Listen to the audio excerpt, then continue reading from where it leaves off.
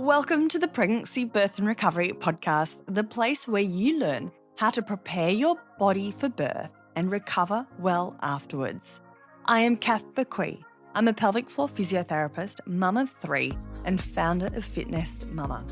Each week, I share practical, evidence-based tips to help you feel strong in your body, confident and supported, whether or not you're pregnant, preparing for birth, or navigating life and recovery after having a baby. From pelvic floor and core rehab to birth preparation to returning to exercise safely and boosting your postpartum recovery, this podcast is your guide to a healthier, more empowered and stronger pregnancy and postpartum recovery journey. So let's dive in. Hello, welcome back to the Pregnancy, Birth and Recovery podcast. Today's episode is such an important one because we're talking about something I think can completely shift how we approach birth. We're diving into the idea of a flexible birth plan, what that actually means, how to prepare for birth without feeling rigid or disappointed if things don't go exactly according to plan, and how to make confident decisions in the moment.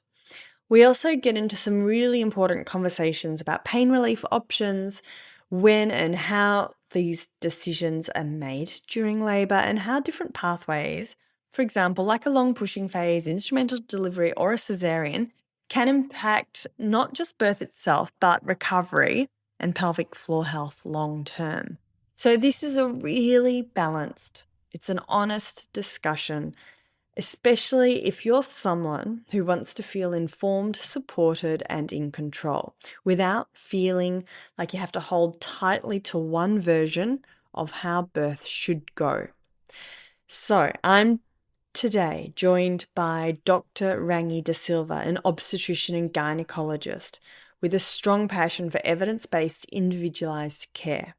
She trained at the Mercy Hospital for Women and holds a PhD from the University of Melbourne alongside a Master of Reproductive Medicine. Rangi is also a senior lecturer and researcher and has worked extensively in global women's health within the World Health Organization. She's also the host of the Mercy Perinatal podcast Prepare, where she shares practical, evidence-based information on pregnancy, birth and early parenthood. I know you're going to get so much out of this conversation, so let's dive in.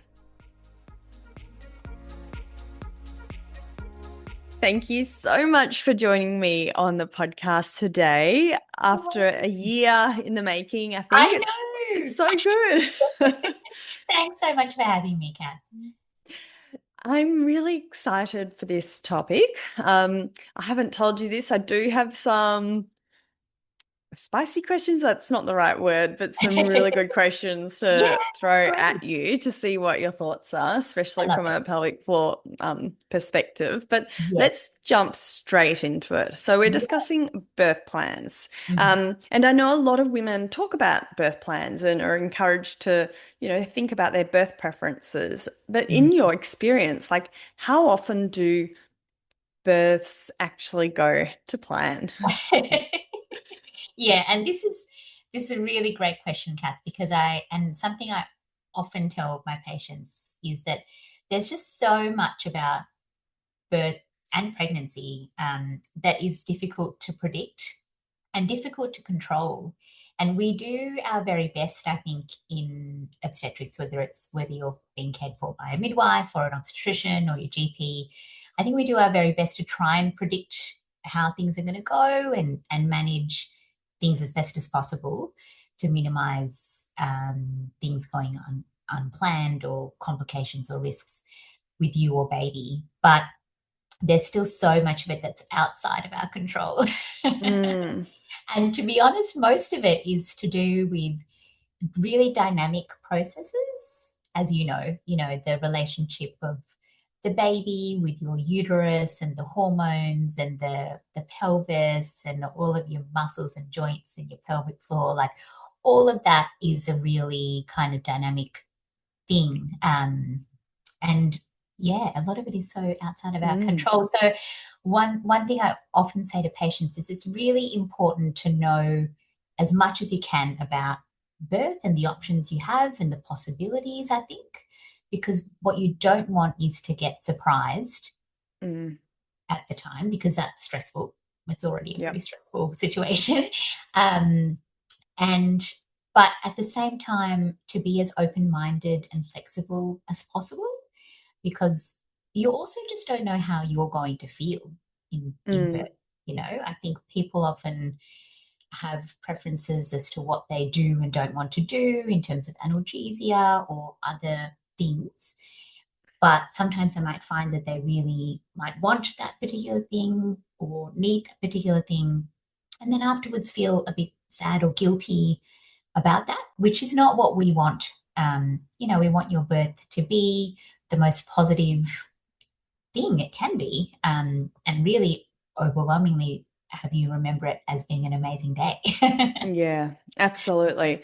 So, practically speaking, so I'm thinking about the first time pregnant mum here who's, perhaps their second trimester, they've come out of that first trimester, a bit of, yeah, and they're thinking, okay, gosh, birth's actually only a few months away. Yeah. Like everything you've just said, like how it's so hard, right? Because Mm. what, how would you prefer women, I guess, to come in? Like, what sort of preferences would you prefer they to come in with preferences rather than a fixed plan? Like, how would you recommend women actually prepare for this looming upcoming birth? Yeah, that's a really great question as well, because I think there's a lot of emphasis on that kind of birth plan. But probably a better way to phrase it is birth preferences, because as we were saying, that plan might change for whatever reason. So Yeah. you don't want to feel too disappointed if that's the case. But I think that sort of patient that you described, Kath, second trimester coming out of the potential Fog. fog of first trimester and then thinking, oh, okay, yeah, I'm going to have a baby at some point soon. Um, I always recommend gather as much information as possible from evidence-based reputable sources, of course. There's so much information out there, and sometimes that can be overwhelming.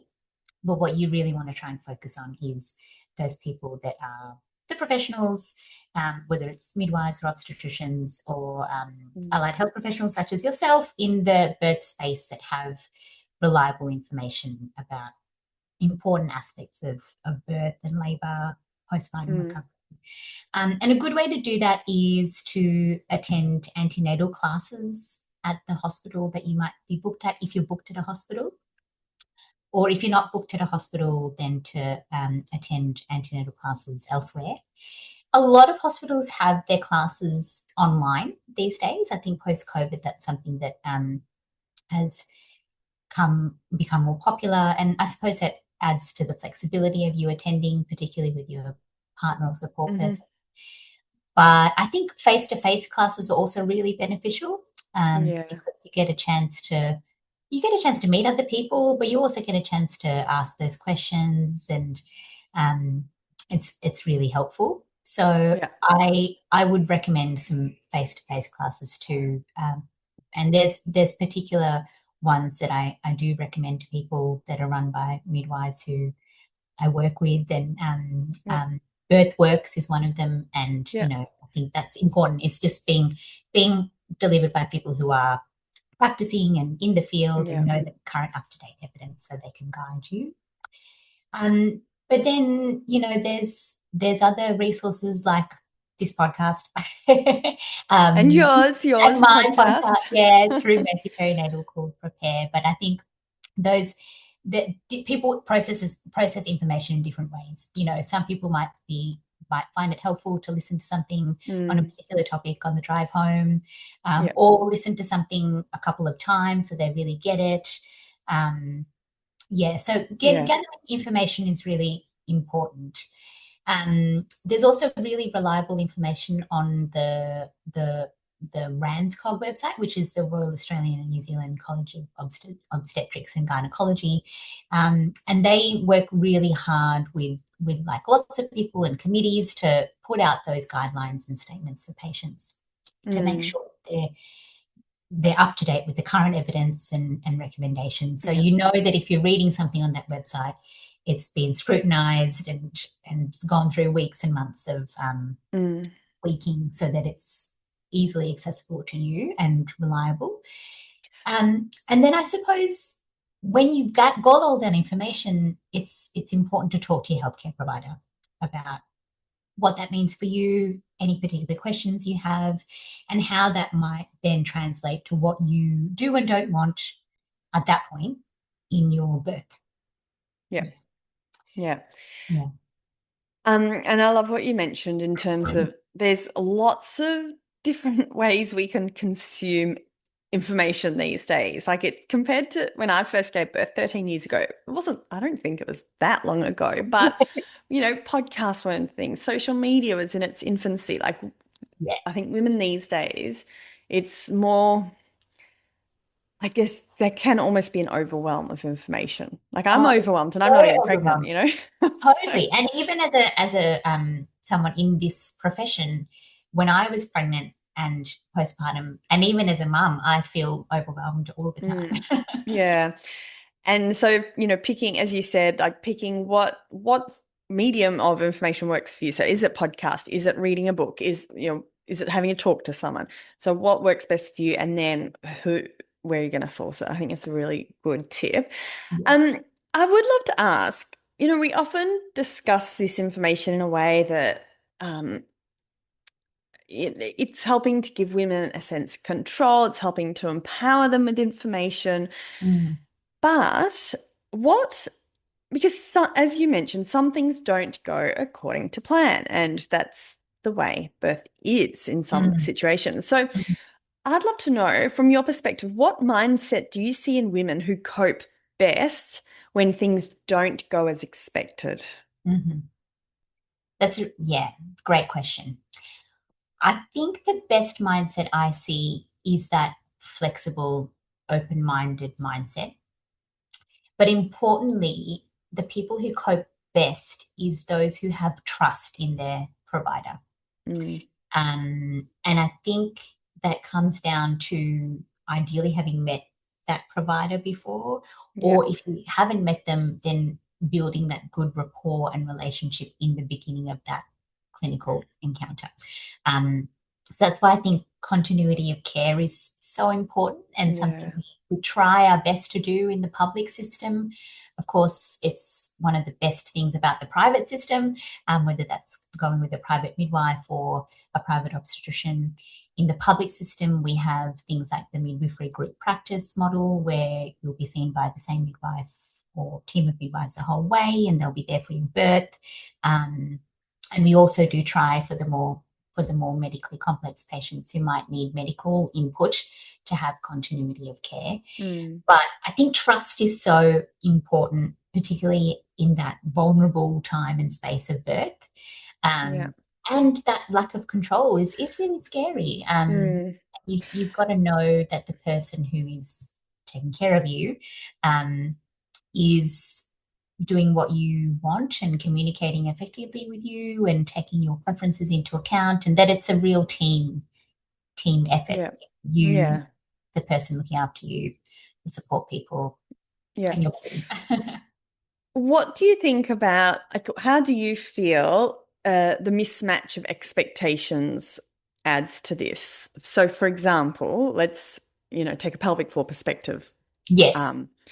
As an example, someone who's pregnant, who is, let's say they're a keen runner and they're wanting to go for a vaginal birth, but the expectation that their recovery might be what it was, let's say they had some pelvic floor trauma, like something didn't go according to plan, and their recovery is a bigger process, bigger process than what they expected. So what are your thoughts about that mismatch in expectations versus reality versus what they'd hoped for?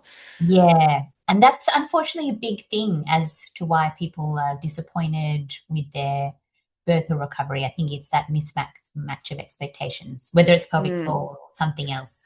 Yeah. And this is one thing I think about on a daily basis, right? And I'd love to hear your thoughts because as a pelvic floor physio, like we see I guess we see women when it doesn't go according to plan. Like Yeah. well, not always. We see a lot of women proactively and preventatively, Yeah. but we do treat a lot of women for like prolapse and incontinence post-birth. Mm. At what stage, in terms of that mismatch of expectations, because I'm also aware and I'm very mindful when I present information, I'm doing so it's in an empowering way and not Yeah. a way to add anxiety or And fear. stress and fear. Yes. Like Yes. what's your comment around that? Definitely. I think there's a way that you can communicate the quote unquote risks involved with Mm-hmm. anything to do with pregnancy and birth that is more empowering and um, information leaning Later. Yep. rather than kind of fear mongering in a way and Yeah. Yep. anxiety provoking. And of course, different people will respond differently to that information, but I think information really is power. And a lot of that mismatch of expectation comes down to antenatal education Yeah. and lack of appropriate or complete evidence-based antenatal education about the possibilities and what we would recommend to be, as you said, more proactive about those things. You know, Mm. it's not, unfortunately, not everyone has the means to do it, but I recommend everyone sees a pelvic floor physiotherapist in Mm. pregnancy Yeah. to have those discussions and have those expectations met. And Mm. then, of course, again, after pregnancy in the postpartum period, no matter how your birth has gone, because Yeah.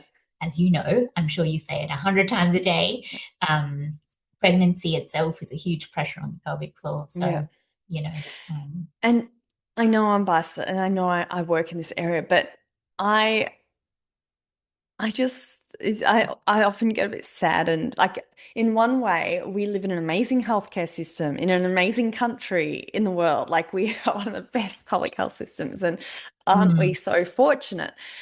But then on the other hand, I just wish um, the government would help women to access pelvic floor physio in pregnancy. Because as an example, when I see someone in pregnancy and I see them through the journey of their pregnancy and into postpartum recovery, let's say, as we talked about before, things didn't go according to plan and they need mm, support with their postnatal recovery and their yeah, pelvic floor rehab, yeah, so often they're in a better place mentally than someone I haven't seen until that 6 week postpartum point when they've been suffering they're or had an issue. Yeah, yeah, and yeah, the lack of information and thinking, oh my God, what's happened to my body and yeah. So Definitely. I yes. totally agree. I think and I think that's the same with so many potential things that can happen with birth. If you have some sense of information about the possibility and empowerment beforehand,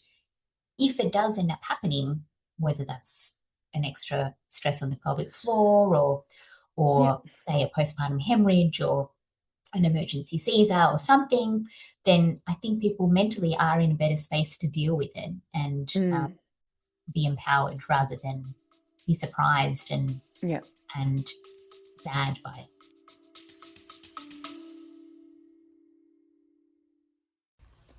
If you want to really support your recovery after birth and feel strong again, Fitness Mama is for you. It's a physio-led platform designed to support your pelvic floor, core, and whole body. And here's the key part. It's actually best to start during pregnancy. Inside Fitness Mama, you'll find pregnancy-safe workouts, pelvic girdle pain support, and guidance that sets you up for a smoother postpartum recovery without guesswork. You can try it free for 7 days, no pressure, no obligation. Head to fitnessmama.com to start your free trial.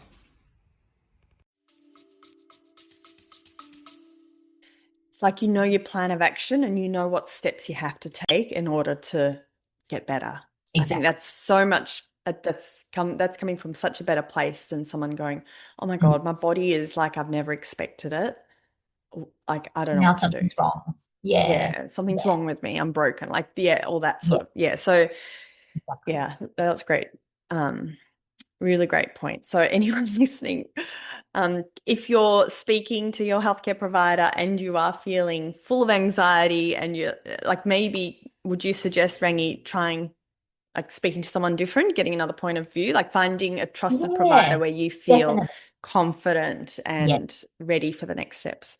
I think you should be with a provider that you feel comfortable to talk about those anxieties with, if you have any, Yeah. particularly in pregnancy and birth. It's such a important time, Yeah. and you want to go in feeling as confident and um, wielding as much information as you can, but also trusting in the process and the provider as much as possible. So if you're not Mm. feeling that, then you should think about seeing someone else as well that might play that role in your birth Yeah. and pregnancy journey. But yeah, Yeah. everybody should feel that way.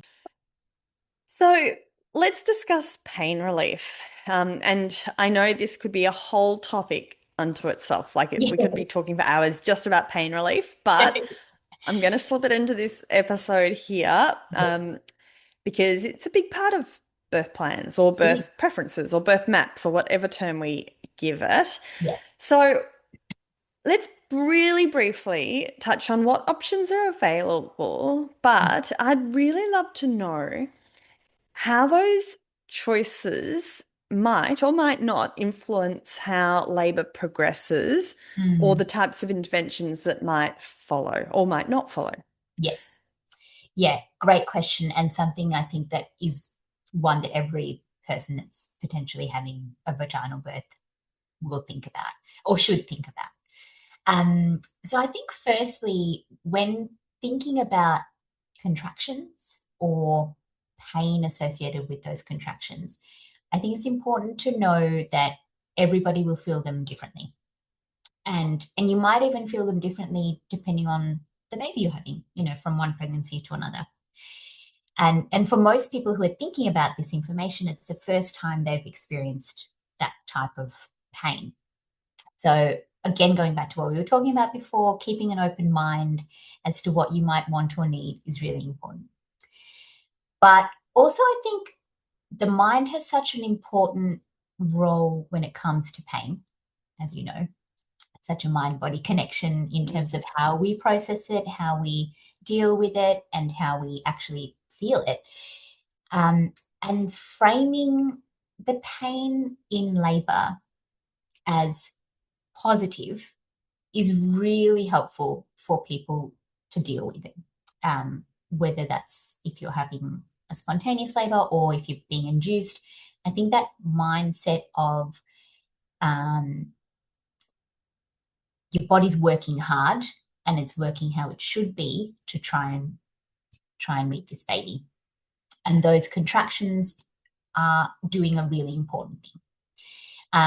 We had a beautiful academic named Dr. Laura Whitburn on one of our podcasts a few months ago, who has done an amazing amount of research into how people process pain. And something that she said really struck me, and that was that trying to frame the language around contractions and pain with contractions as not pain, but sort of surges Mhm. might be helpful, because we do often see so many people who have not gone into labour before, first time mums who feel quite scared, and that's completely normal. But I think trying to view it in that way might alleviate that fear a little bit. And I think we all know that when we're scared, we probably would feel worse Mm. Yeah. in labour.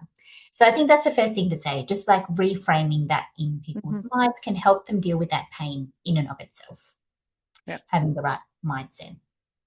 Along with that, I think having the right support people with you is really important, and having the right environment. So making sure that you've got, if you're at home, you've got the music you want, the scents you want, all of that. And if you're in the hospital, you can certainly do that as well.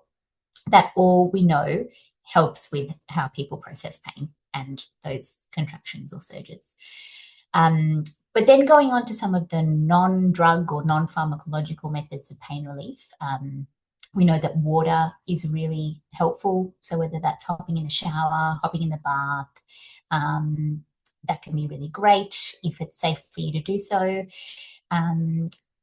Things like TENS machines, which is like a little machine I'm sure you recommend and use all the time, Kath. They're a little sort of electrical, they stimulate muscles on your back, two little pads that kind of act as a bit of a nerve distraction for the pain. And that can be really helpful. It's something that people can control in terms of intensity. You can turn it on and off when you have a contraction or a surge. So that's helpful. Massage can be helpful. So getting your support person to massage your back or other areas of your body that feel comfortable. And even sometimes heat packs can be helpful. And some of these things are probably more helpful in the early stages of labor when contractions are building and maybe not as strong. But certainly helpful to start with those if you can. Yeah. But then, of course, we have the drug or pharmacological methods of pain relief, which is, I think, the thing that people might know the most about or have the most questions about. And we have a few options there. And there's no particular order in which you have to have them. Not everyone needs them, but then some people might need them really early, which is all okay.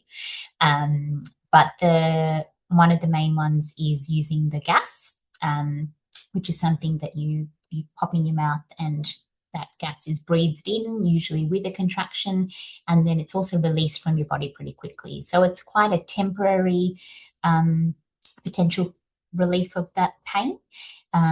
Sometimes it can make you feel a little bit dizzy or queasy, and if that feeling of being unwell is not great, then we would recommend you just stop using the gas. But for a lot of people, it can be really helpful because, yeah. I'd love to know, can you dial down how much gas comes out? You can, Because yes. I think it would be such a great, like I remember trying it for my first bubs, but it did make me feel dizzy. I can't remember, but I threw it away, like didn't use it. Like, I don't want it But anymore. the act of breathing and taking that slow, deep breath in, pausing, breathing out, Yeah.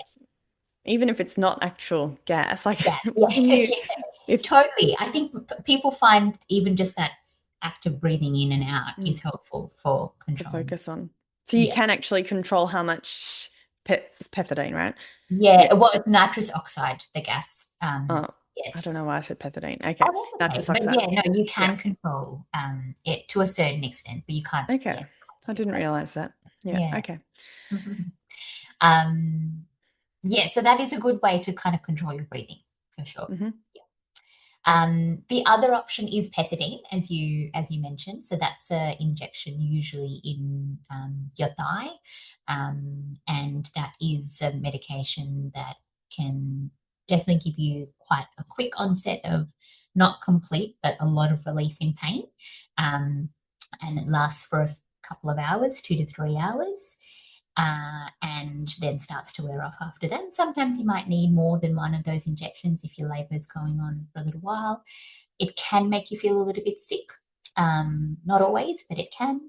And if you're coming up to having baby soon, so within the next couple of hours, we usually wouldn't recommend you have it because that medication can also pass through to baby and baby can come out a bit drowsy.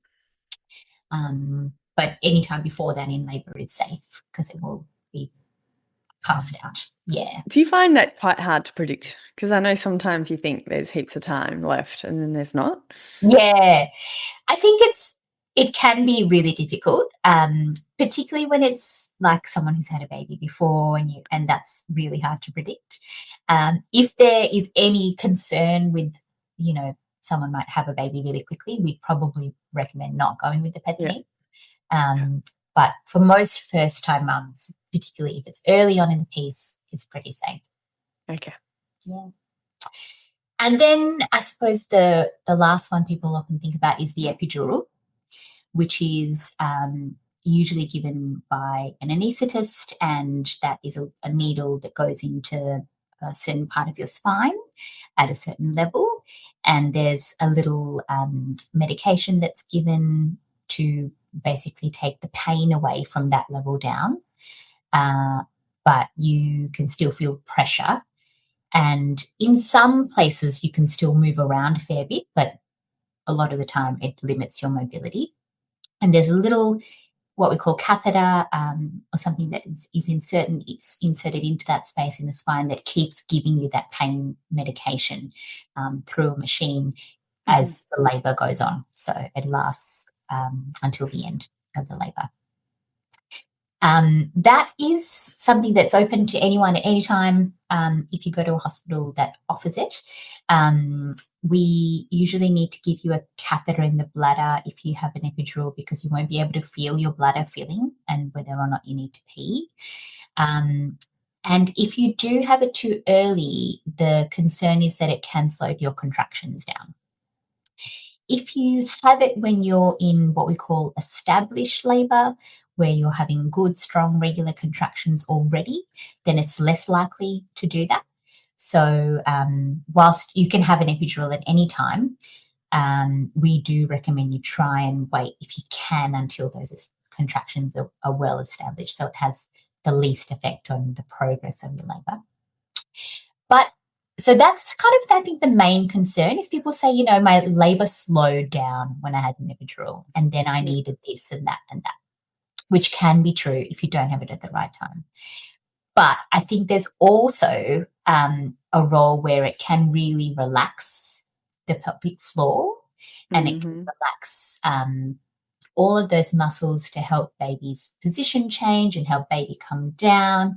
And also, if you're in a lot of pain and you're struggling through that pain, regardless of everything else you're doing, there's a lot of stress hormones and things which don't help the progress of labour.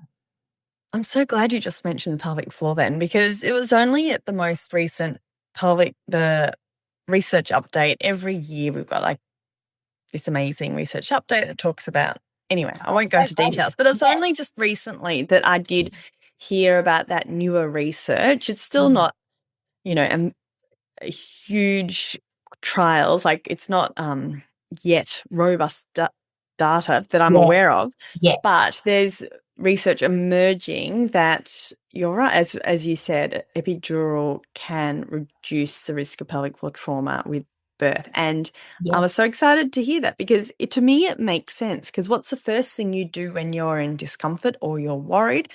You tense up through your pelvic floor, and those pelvic floors, like a big door shutting with that birth canal. So it is definitely like everything you mentioned earlier about the dark room and the nice music and the massage. It's all designed to help reduce that nervous system and let the pelvic floor relax so that the baby can come out. So I was really excited to hear that. Do you know, is there any research discussing if an epidural is popped in at as you said, during established labor, does that then have I guess, what everyone's concerned about with the cascade of interventions? Is that only if it's used before the established labor part? Do we know? Yeah. It's really hard. There's not really any big sort of observational studies that look at the timing of epidural specifically, which is really a big gap in data, to be honest. But just anecdotally in practice, I find that I've hardly seen labours slowing down if their epidurals are at the right time. Yeah, interesting. So when labour's really established. And can I ask you another question about the epidural? Yeah, of course. Is a lot of the research based off, traditionally, would you agree that epidurals have just been provided or offered to women who perhaps birth's not going according to plan and the birth's not progressing and they're perhaps struggling a bit more, so therefore they were offered the epidural, which Mm. might impact the outcomes of the research. Meaning, for example, similar to inductions, if we removed all the women where labor wasn't progressing or there were medical issues or concerns, Yeah. do Then you the know what I'm trying to epidural. say? You'll Yeah. be able to So explain it better than me. I Go for think it. I think are you trying to say sort of it's hard to decipher if it was the epidural that actually caused the delay versus the fact that they were already in delay in the first place for some other Ex reason. Yeah. exactly right. The bias of, Yes. yeah. Yeah. The confounders of that. Yeah. And I think that's impossible to tease apart when you're looking at those things. So yes, it's the same way we talk about the risks of induction, which is a whole other topic in itself. But people sort of go, oh, there's a lot of risk of, having an instrumental or a Caesar with induction. Actually, there's not really an increased risk of those things if you're being induced just because you're being induced. The reason why there might be an increased risk of those things is the reason why you're being Yeah. induced. Yeah. So it's more the reason why you might be recommended or needing or wanting an epidural that Yeah. might increase your risk of intervention. Yeah. Yeah. Yeah. And look, that's hard to sort of tease apart in evidence, but that's Yet. certainly what we see. Yeah, exactly. Watch At this the space. moment. Yes, there's lots of people working on these things. So yeah. Yeah. Okay. Now, this is okay. We're now diving into a question that's totally my jam. And if you're listening to this, hopefully it's your jam too. But I would love to discuss more the preventative nature, meaning I know predictive models aren't amazing yet in terms of working out which group, if we've got a group of pregnant women, which of them might potentially have birth trauma, pelvic floor trauma, like which of them might have a more difficult birth. Uh, and this is the way forwards, I really think. Like it's already happening in the pelvic floor world. Like I now always assess someone's the length of their perineum. I assess their pelvic floor activity because we ask them about their genetics and their Family ethnicity history. and Yeah. Yeah. family history. Yeah. So we are getting much better and thinking, oh, is this person potentially at a higher risk of XYZ, like for example, pelvic floor Trauma. trauma. Yeah. And we're starting to, I think people in general are starting to get a lot more aware of it. And I know so many women come and see me in their pregnancy for just a pelvic floor check. Yeah. Whereas when I was working 10, 15, 20 years ago, showing my age now, Yeah. people just People. didn't come proactively. I Yeah. only saw women when they had the issues postpartum. So it's really nice we're starting to talk about it more. Yeah. But I would And love given to your team know. has seen some of my beautiful patients antenatally, which is I great. know, absolutely. Um, so in saying all that, I'd love to know from your point of view, how do decisions in labour, or how do these factors, like the length of pushing, Mm. the use of instrument, Mhm. potential pelvic floor outcomes, how do they impact like your recommendations or your conversations with your patients? Yeah. They impact hugely, Kath, hugely. And I think those conversations start antenatally, ideally, if you've got continuity of care with your provider, because different people will have different things that they value, right? Mhm. There will be people that really value the preservation of their pelvic floor strength above many other things. But then there might be people who, of course, value it. Everybody values it to some degree, but might not be as concerned about that. Um, but there's also lots of other factors that come into play, the size of the baby, how far along you are, other medical comorbidities you have, any previous trauma you might have had in any way, your experiences with birth. I had a patient who had seen their mother give birth when she was 6, and so found that really distressing in terms of her thinking about her own birth. And it's not her birth per se, but still an experience with birth that she's had. So all of those things play into those decisions that we might make, whether that's whether or not you want to have a vaginal birth at all, or whether you want to control elements of that vaginal birth, or whether or not you want certain things in that birth. So how you feel about a tear or an episiotomy or an instrumental, and what your different preferences are. I think all of those play an important role. Mm. I want to dive into that a bit more, Rangi. Yeah, of course.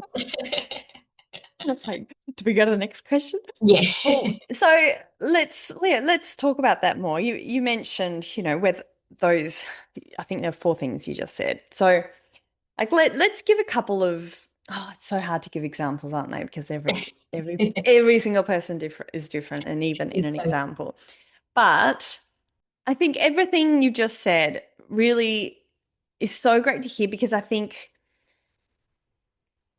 to summarize what you just said, every single woman has the right to experience a, a birth that they're really happy with. And that will look different from every single person. And it depends on their individual situation. So, like everything you just said in terms of their history, their preferences, what are their goals, like what are their wishes and wants, this is where I know, like, as we were mentioning before, social media is so loud, and there's so many opinionated people on social media that mm, I think are making women feel guilty mm. for experiencing, and it's not just social media, like It's also other people in people's lives. it's so complicated. But there's so many women I speak to on a weekly basis that it might not be a realized guilt, but there's some level of they feel bad that something's happened the way it has, or they don't like to tell people that they've chosen a birth the way they wanted to choose. So everything you just said is just music to my ears. Yeah. Yeah, exactly. I think there's so much pressure on women and people giving birth to just do everything right. And I don't think that's possible. I think you just have to do what's right for you. Hmm. Um, and different for, as you said so beautifully, for different people that'll be different things. It's the same as motherhood and postpartum.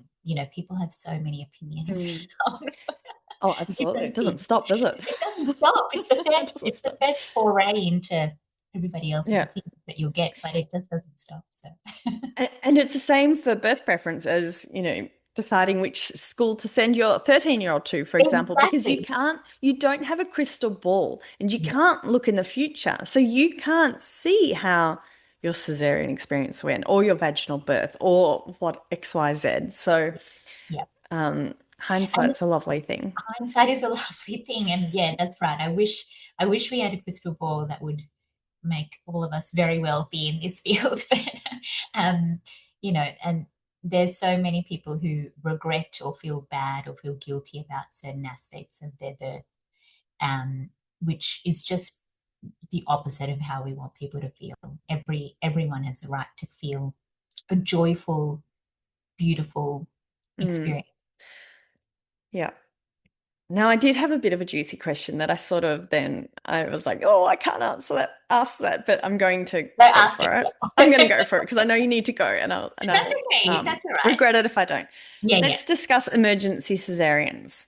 yeah. Do you believe, and again, I know this is a very complicated question and I'm putting it very simplistically, but Mm, do you feel a there's a fork in a road where it would be advantageous for some?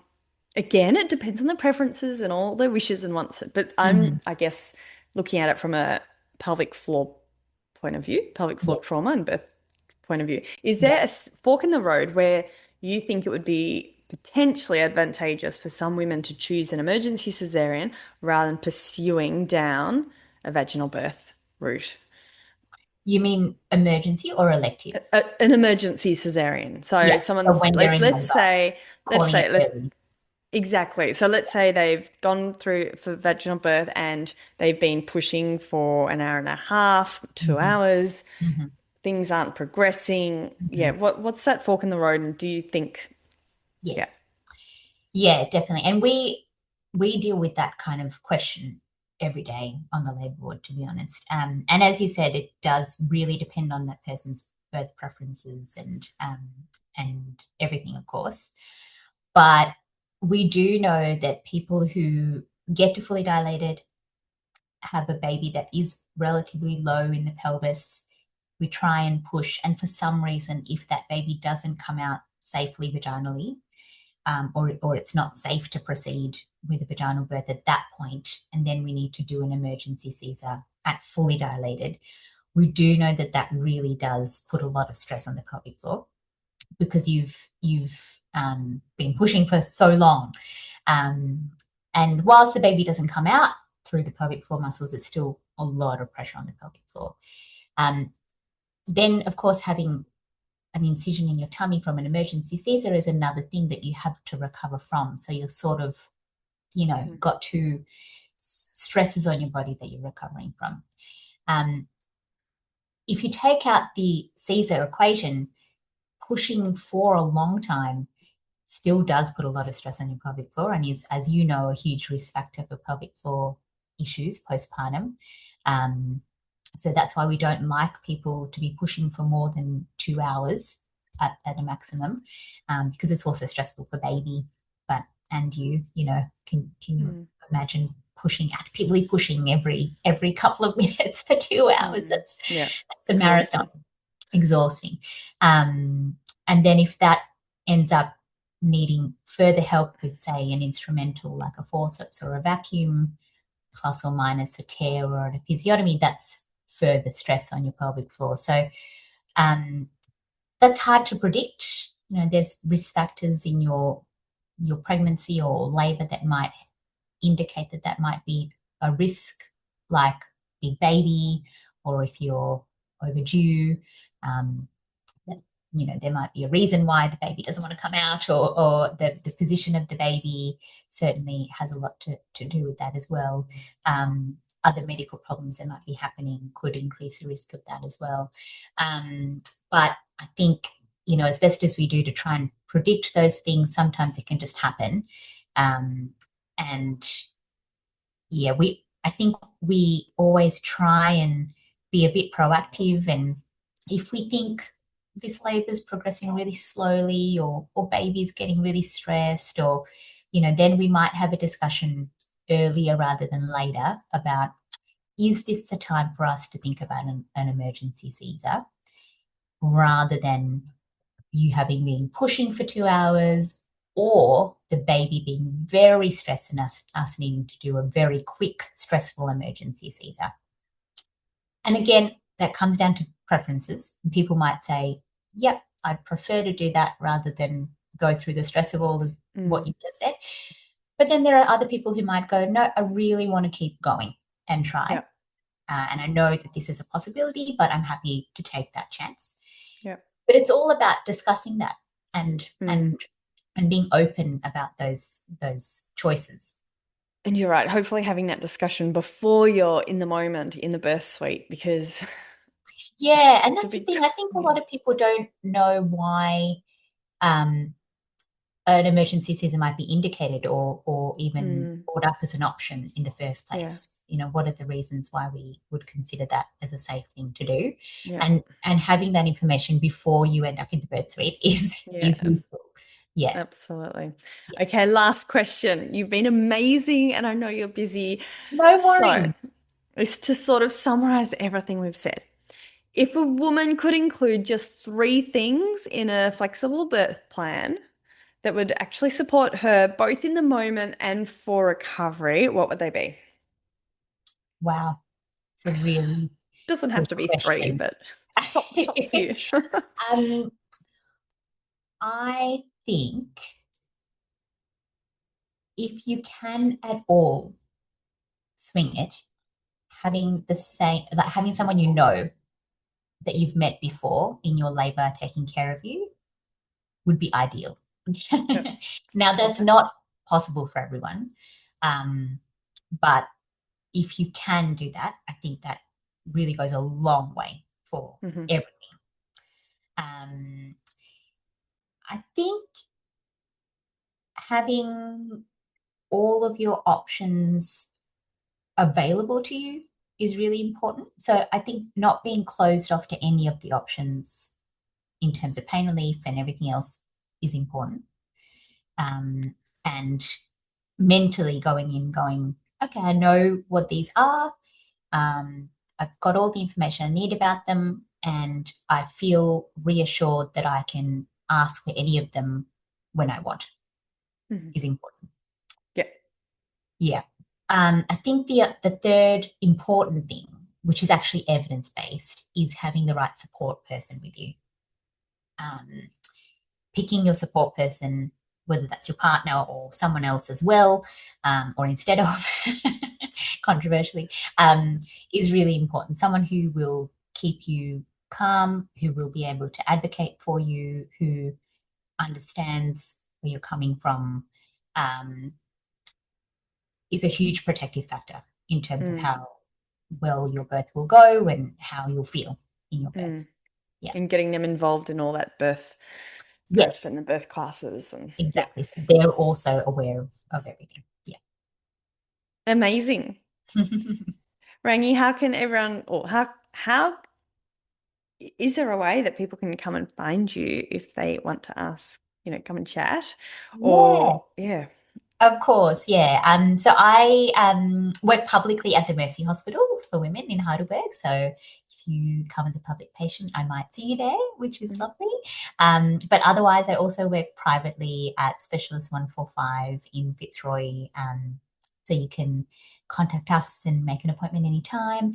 And I deliver at St. Bees and Epworth. I didn't realise. Yeah. So I have been fortunate enough to care for some beautiful pregnant people and births there. And you can come find me at any of those places. And I also do a bit of research and teaching through the University of Melbourne, so you might see some of those things pop up. And the podcast, the amazing podcast. Yes, and the podcast. Quick little plug. I'm really not a pro. But yes, the podcast, which is called Prepare through Mercy Perinatal, is basically a educational podcast for patients who are preparing for pregnancy, birth, and postpartum and parenthood. So we really just, similar to you, Kat, discussed evidence-based information in an easy to digest way. All those questions that you might have after clinic that you don't get time to ask. So, yeah. And I'll put all those links in the show notes. Thank you so much for joining me today. It's been such a pleasure, Kat. Thank you so much for having me. Catch you soon. Thanks for listening to the Pregnancy, Birth and Recovery podcast, brought to you by Fitness Mama, your app for home-based, physio-led pregnancy and postnatal workouts. If you found this episode helpful, please tap follow, leave a quick review, and share it to your stories. Tag at kathbequee.physio. I'd love to connect and cheer you on. And don't forget to check out the free trial at fitnessmama.com/free to start feeling confident, strong, and supported today. Until next time, remember, a strong body, a confident birth, and empowered recovery is something you deserve. This podcast is for informational purposes only and is not a substitute for individual medical advice, diagnosis, or treatment. Please consult your healthcare provider for your personalised guidance.